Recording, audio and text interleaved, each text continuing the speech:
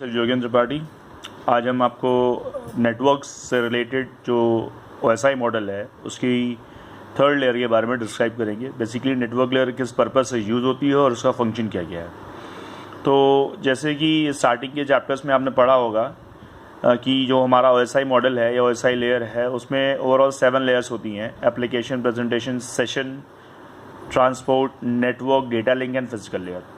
तो इसमें से जो थर्ड लेयर होती है आपकी वो नेटवर्क लेयर होती है। इसमें हम एज अ राउटर यूज़ करते हैं और इस लेयर का जो फंक्शन होता है वो बेसिकली 2 फंक्शंस हमने पढ़े हैं। एक है आपका लॉजिकल एड्रेसिंग या एड्रेसिंग और दूसरा है राउटिंग। तो जिसका आज पहला फंक्शन आपके सामने है वो है एड्रेसिंग का। तो अभी तक हम लोगों ने जो एड्रेसिंग पढ़ी थी वो फिजिकल एड्रेसिंग पढ़ी थी आपकी सेकेंड लेयर में, या कह सकते हैं आपकी डेटा लिंक लेयर में। और आज हम उसी का एडवांस वर्जन लॉजिकल एड्रेसिंग पढ़ेंगे यूनिट थर्ड में, या कह सकते हैं नेटवर्क लेयर में। तो जो हमारा लॉजिकल एड्रेसिंग है बेसिकली उसका यूज वो कैसे डिफरेंट है फिजिकल एड्रेसिंग से, क्योंकि फिजिकल एड्रेसिंग जब हम विद इन द बाउंड्री काम करते हैं तो वहाँ पर फ्रेम्स के एड्रेस को डिफाइन करने के लिए हम फिजिकल एड्रेसिंग का यूज़ करेंगे।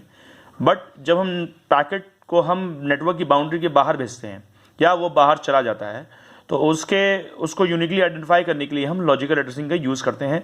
और जो लॉजिकल एड्रेसिंग है बेसिकली अगर उसको हम देखें तो वो हमारे आईपी एड्रेसिंग पे बेस्ड होती है। जहाँ तक बात फिजिकल एड्रेसिंग की है तो वो फिजिकल हमारी मैक एड्रेस पे बेस्ड होती है, मशीन एड्रेस पे बेस्ड होती है। तो अब बात करते हैं लॉजिकल एड्रेसिंग की। तो जो हमारा लॉजिकल एड्रेसिंग है वो 2 तरीके से इम्प्लीमेंट किया जाता है, या वो दो तरीके की होती है। एक है हमारा IP वर्जन V4 और दूसरा है IP वर्जन V6। तो अभी हम बात IPv4 की करेंगे। इस V4 को इम्प्लीमेंट करने के लिए क्लासफुल और क्लासलेस 2 तरीके की मैकेनिज्म या एड्रेसिंग स्कीम होती है, जिसके तहत हम IPv4 एड्रेसिंग मैकेनिज्म या लॉजिकल एड्रेसिंग इम्प्लीमेंट कराते हैं। अब V4 का मतलब क्या है कि जो V4 है हमारा, ये अगर इसको पूरा डेमोन्स्ट्रेट करने की कोशिश करें आपके सामने तो IP का मतलब इंटरनेट प्रोटोकॉल वर्जन 4, मतलब जो ओवरऑल एड्रेस होगा वो 4 ऑक्टेट में डिवाइडेड होगा, 4 ऑक्टेट में डिवाइडेड होगा। और इसको इम्प्लीमेंट करने के 2 तरीके हैं, क्लासफुल, उनकी क्लास बना करके, और बिना क्लास के। तो उस तरीके से हम इसको डिवाइड करेंगे। तो अब IPv4 की बात करेंगे तो जो हमारा IPv4 है वो बेसिकली 32 बिट्स का होता है, जिसके बीच में एक डॉट लगा होगा और हर एक ऑक्टेट के बीच में डॉट लगा होगा। जैसे आपको फॉर एग्जाम्पल हमने यहाँ लिख रखा है, फॉर एग्जाम्पल मैंने लिखा है कि 8 बिट का एक octet bifurcated by a single dot, then another octet, बीच में डॉट, फिर लास्ट ऑक्टेट, उसके बीच में डॉट। तो इस तरीके से एक IP एड्रेस जो है वो रिप्रेजेंट किया जाएगा। ये बेसिकली किसी भी IPv4 के रिप्रेजेंटेशन का तरीका है, जहाँ पर जो एड्रेस होगा वो 8 बिट का होगा और बीच में उसके 2 8 बिट के ऑक्टेट के बीच में एक सिंगल डॉट से उस बिट का सेपरेशन किया जाएगा। तो ये हमारा एक IPv4 का रिप्रेजेंटेशन है। और इसी IPv4 को रिप्रेजेंटेशन जो मैंने आपको बताया कि इसको जो इम्प्लीमेंटेशन है वो क्लासफुल एड्रेसिंग मैकेनिज्म के थ्रू हम करेंगे। तो कैसे करेंगे? तो जो बेसिकली क्लासफुल एड्रेसिंग मैकेनिज्म है वो ओवरऑल जो भी IP एड्रेस होगा उस IP एड्रेस को 5 पार्ट क्लासेस में डिवाइड करता है, class A, B, C, D and E। In 5 classes में डिवाइड करेगा और इन 5 क्लासेस के हिसाब से जो भी IP एड्रेस होगा उस IP एड्रेस का अपना पर्टिकुलर रेंज होगा। उस रेंज के हिसाब से हम IP एड्रेस की क्लास को आइडेंटिफाई करेंगे। एक बात और, जो हमारा IP एड्रेस होता है वो बेसिकली 2 चीज़ों से मिलके बना होता है। पहली चीज़ जो होती है वो नेटवर्क ID होती है और दूसरी चीज़ जो होती है वो होस्ट ID होती है। कि कोई भी IP एड्रेस जो हमारा होगा वो एक नेटवर्क ID और दूसरी होस्ट ID से मिलके बना होगा, बट मतलब ये दोनों का कॉम्बिनेशन है। अब आपको पता है, मैंने बताया कि जो IP एड्रेस मैंने बताया वो 32 बिट का होता है। तो ओवरऑल जितने भी एड्रेसेस इस पर्टिकुलर से जनरेट किए जा सकते हैं IPv4 से वो 2⁻32 यानी 4 बिलियंस के around addresses at the time user internet पे इसको एक्सेस कर सकता है अपने एक इंडिविजुअल ID से, या उसकी पहचान इस एक इंडिविजुअल एड्रेस से की जा सकती है। इतने number of users at a single time. जब इसके ऊपर की संख्या बढ़ेगी, मतलब इससे ज़्यादा नंबर ऑफ यूजर्स हो जाएंगे इंटरनेट पे एट अ टाइम, तब हम IPv6 वर्जन यूज़ करेंगे, जहाँ पर 128 बिट का कॉन्सेप्ट है। खैर अभी वो हमारे मतलब की बात नहीं है, अभी हम IPv4 ही देख रहे हैं। तो अब IPv4 में क्लासफुल एड्रेसिंग को हम कैसे समझते हैं, कैसे समझा जाएगा, तो उसके लिए आपके सामने एक टेबल बना रखी है मैंने, जिसमें से IPv4 को हमने IPv4 क्लासफुल एड्रेसिंग स्कीम को हमने 5 क्लासेस में डिवाइड किया, A, B, C, D यानी और इन क्लासेस के हिसाब से इनका करस्पॉन्डिंग डेसिमल बाइनरी नोटेशन मैंने लिख रखा है कि किस क्लास को अगर कोई भी एड्रेस अगर दिया है तो अगर वो डेसिमल फॉर्म में है तो आप उस डेसिमल फॉर्म से देख करके या डेसिमल फॉर्म को देख करके कैसे पहचानोगे कि वो जो एड्रेस है हमारा वो पर्टिकुलर इस क्लास को बिलोंग करता है। अगर बाइनरी में वैल्यू दे रखी है तो बाइनरी में कैसे पहचानोगे कि वो एड्रेस हमारा इस क्लास को बिलोंग करता है। तो सबसे पहले अगर हम देखें तो क्लास ए के लिए जो हमारा डेसिमल नोटेशन है वो या कह सकते हैं कि जो क्लास ए का एड्रेस है वो 0 to 127 को बिलोंग करेगा, यानी जो उसका स्टार्टिंग एड्रेस होगा वो 0 होगा, लास्ट वाला एड्रेस उस ऑक्टेट का पर्टिकुलर ऑक्टेट का 127 होगा। सिमिलरली क्लास बी के लिए 128 से 191, क्लास सी 192 से 223, क्लास डी 224 से 239 और क्लास ई 240 से 255। अब बात करते हैं कि इसमें हमें किस ऑक्टेट को देखना है कि उसकी रेंज ये होनी चाहिए। तो सबसे पहले आपको हमेशा किसी भी क्लास के अगर एड्रेस आइडेंटिफाई करना है तो पहली ऑक्टेट ही लिखनी है, उसी ऑक्टेट से आप पर्टिकुलर क्लास को आइडेंटिफाई करोगे कि whether that particular class is class A, B और सी। अब ये तो बात हुई आपकी डेसिमल फॉर्म की। जहां तक बात हम बाइनरी फॉर्म की करते हैं तो बाइनरी फॉर्म के लिए जो ऑक्टेट होती है, जो फर्स्ट ऑक्टेट होगी उसकी जो फर्स्ट बिट अगर आपको दिखी है वो 0 लिखी है और बाकी रिमेनिंग 7 बिट्स कुछ और लिखी हैं, तो जब आपकी फर्स्ट ऑक्टेट की जो MSB है हमारी वो अगर 0 है तो आप ये कह सकते हो कि ये जो है हमारा क्लास ए को बिलोंग कर रहा है। सिमिलरली अगर उसकी पहली ऑक्टेट की फर्स्ट 2 बिट्स 10 है तो उसको आप देख करके बता सकते हो कि वो क्लास बी को बिलोंग कर रहा है। इसी तरह सिमिलरली क्लास सी के लिए 2 1 1 0, डी के लिए 3 1 1 0 और ई के लिए 5 1 होने चाहिए क्लास को डिफाइन करने के लिए। तो अभी तक हम बात सिर्फ क्लास सी तक की करेंगे क्योंकि हमारे पेपर में इसी तक का न्यूमेरिकल पूछा जाता है कि क्लासेस को आइडेंटिफाई करने के लिए, तो हम इसी की बात करेंगे भी। अब आपको बताते हैं कि ये चीज़ डेवलप कैसे हुई, कैसे ये आया, वैल्यू इसको कैसे डिटरमाइन हो रही है कि ये कैसे होगी। तो आपको पता है कि जो हमारा क्लास ए है वो 0 to 127 बिलोंग करता है।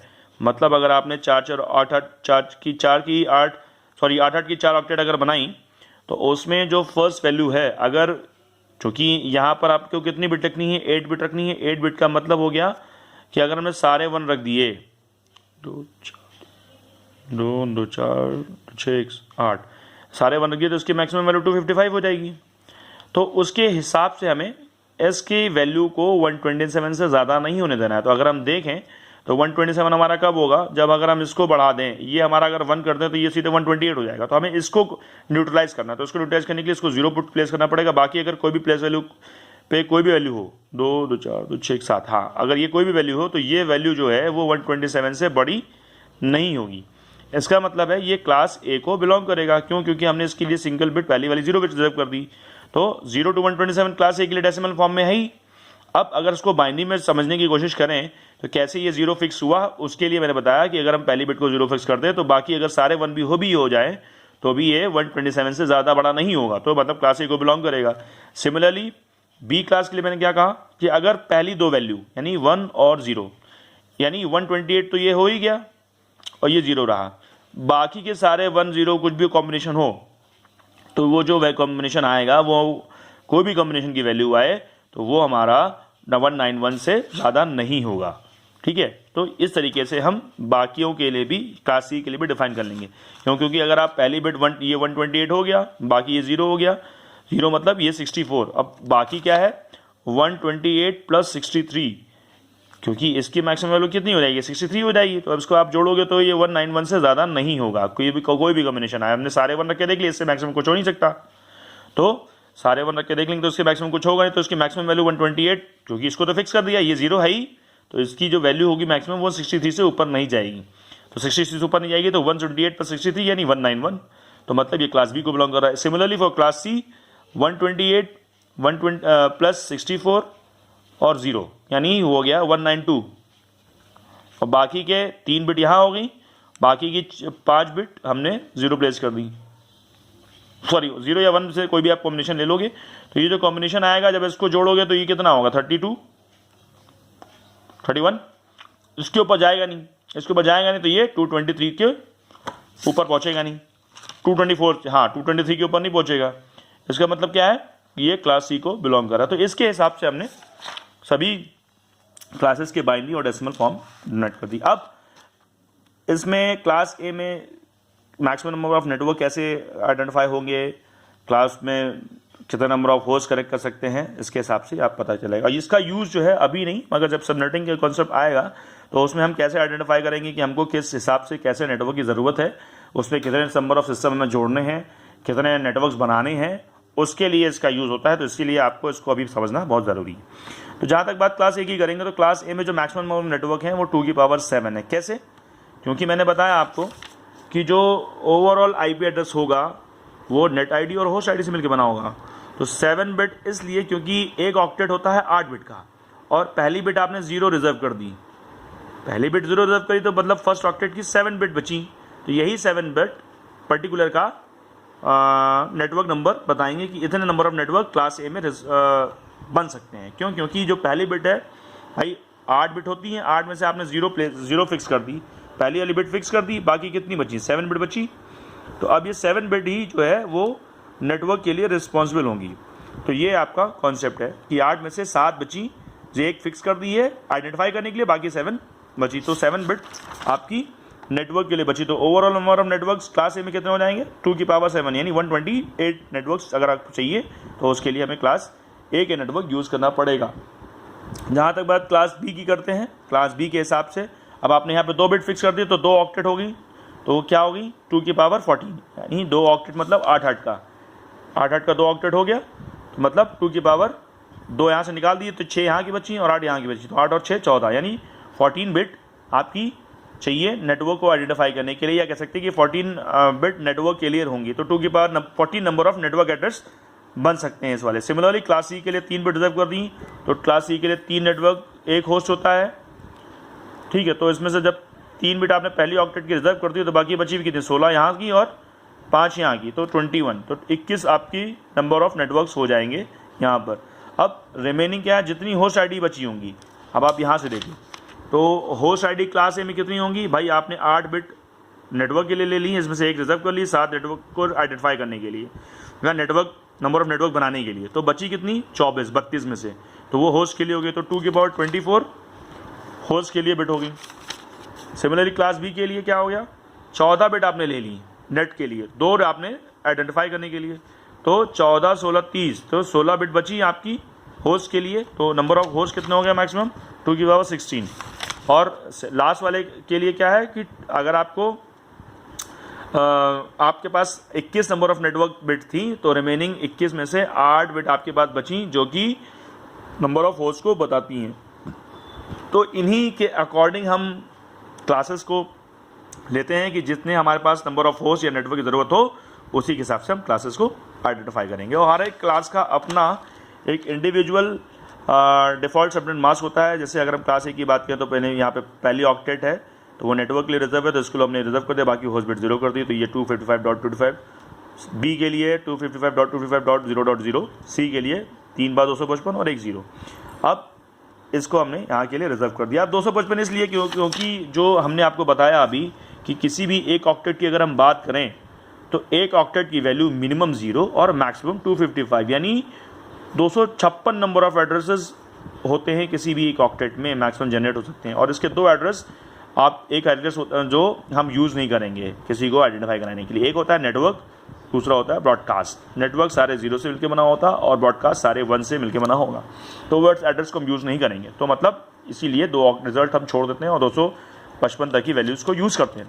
तो ये हमारा हर एक क्लास का इंडिविजुअल डिस्क्रिप्शन है। अब इसके आगे देखेंगे क्लासेस को आइडेंटिफाई करने का लेक्चर कि इसमें हम इन्हीं के बिहाफ पर कैसे क्लास को आइडेंटिफाई करेंगे और आइडेंटिफाई करने के बाद उसका किस नेटवर्क उसमें अगर हमको इतने नंबर ऑफ सिस्टम की ज़रूरत है तो उसमें कितना नंबर ऑफ कौन सी क्लास हमें लेनी है उसके लिए से आपको ये टेबल ध्यान रखनी होगी और उसी के हिसाब से हम आगे चीज़ें देखेंगे।